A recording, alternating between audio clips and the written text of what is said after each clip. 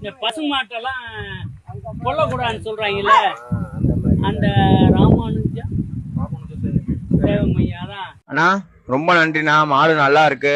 நேற்று மிஷின்லேருந்து எடுத்துட்டோம். இப்போ தனியாக நிற்கிது, தனியாக எந்திரிக்குது. மாடு நல்லா இருக்குண்ணா. ரொம்ப நன்றிண்ணா. Sir thanks sir. ரொம்ப மாடு இந்த மிஷினில் போட்டதுக்கப்புறம் மாடு எந்திரிச்சாதான் நிற்கிது. ஆனால் படுத்தா மறுபடியும் எந்திரிக்க மாட்டேங்குது. அதாவே மறுபடியும் தூக்கி தான் மாட்டுறதா இருக்குது. பெல்ட் போட்டு மிஷினில் மாட்டுறதா இருக்குது. ரொம்ப நன்றி சார். ஆமாம், புரிஞ்சுக்கிட்டேன். இதில் வந்து இப்படி தான் முதல்ல ஆரம்பிக்கும். அதாவது இது நல்ல முன்னேற்றம் தான்.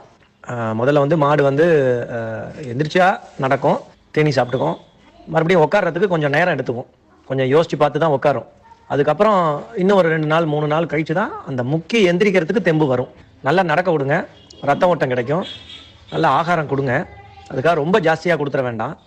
தள்ளாடுற மாதிரி ஓரளவு பச்சை கொடுங்க. மேய்ச்சலுக்கு அப்படியே கையை பிடிச்சி ஓட்டிட்டு போங்க. கொஞ்சம் கண் பார்வை தூரத்துலேயே வச்சுக்கோங்க. அப்படி பண்ணிக்கிட்டு அதுக்கப்புறம் இன்னும் தொடர்ந்து ஒரு 2 வேளை மிஷின் போடுங்க. கொஞ்சம் ரத்த ஓட்டம் ஓட ஓட ஒரு 2 நாள் 3 நாள் கழிச்சு தான் தானாக முக்கி எந்திரிக்கிறதுக்கு தெம்பு வரும். அது வரைக்கும் நீங்கள் மிஷினை வச்சு எழுப்பி விட்டுக்கலாம்.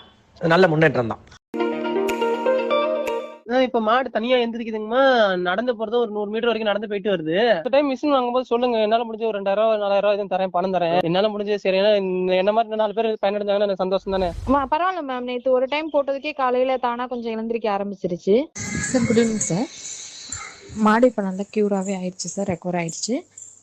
Thank you sir. எங்க மாடு நல்லா ஆயிருச்சுமா. ரொம்ப சந்தோஷம். அந்த மிஷின் இருக்கவும் நல்லா ஆயிருச்சுப்பா. ஏதோ உங்க புண்ணியத்துல மாடு நல்லா இருக்குப்பா.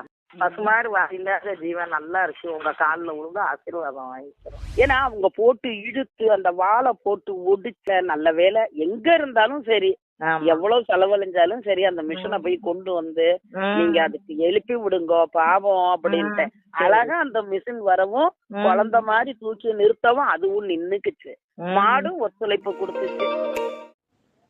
வணக்கம் மேடம். மாடு நல்லா நடக்குது மேடம். கிரீனை யாராச்சும் கேட்டாங்கன்னா அனுப்புங்க மேடம், கொடுத்து அனுப்பிட்டு வர்றேன். ரொம்ப நன்றிங்க மேடம். Thanks madam.